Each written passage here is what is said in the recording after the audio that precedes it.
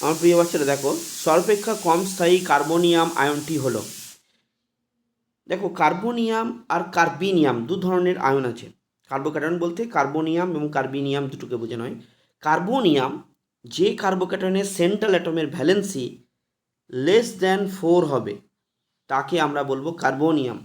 আর যদি কখনো এমন কোনো কার্বোক্যাটায়ন দেখো যার সেন্ট্রাল অ্যাটমের ভ্যালেন্সি <4, তাহলে সেটা হবে কার্বিনিয়াম। ঠিক আছে, তো তোমাদের সিলেবাসে সবই কার্বনিয়াম। তো কার্বনিয়াম আয়নটি কম স্থায়ী। দেখো allylic carbonium ion, allylic carbonium ion বলতে ধরো এরকম একটা কার্বনিয়াম আয়ন আছে, CH2 single bond CH double bond CH2, আর এই কার্বনটা মাথায় ধরো পজিটিভ চার্জ আছে, তাহলে এটা একটা অ্যালাইলিক কার্বনিয়াম আয়ন। এই অ্যালাইলিক কার্বনিয়াম আয়নটা রেজোনেন্সের মাধ্যমে স্টেবল হচ্ছে, এই যে রেজোনেন্সের স্টেবিলাইজেশন পাচ্ছে, রেজোনেন্সের মাধ্যমে স্থায়িত্ব লাভ করছে, তাহলে এটা স্টেবল, অবশ্যই স্টেবল, তাহলে এটা অ্যান্সার হলো না।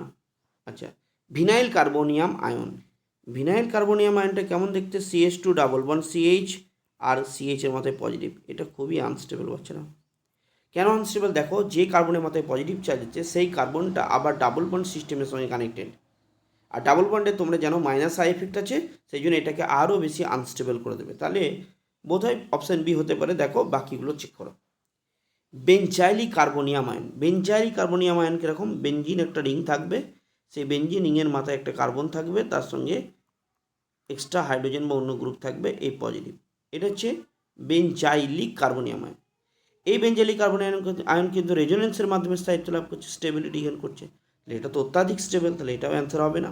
আচ্ছা, ethyl carbonium ion, ethyl carbonium ion দেখো CH3 CH2 পজিটিভ, এটা হচ্ছে ইথাইল কার্বনিয়াম আয়ন।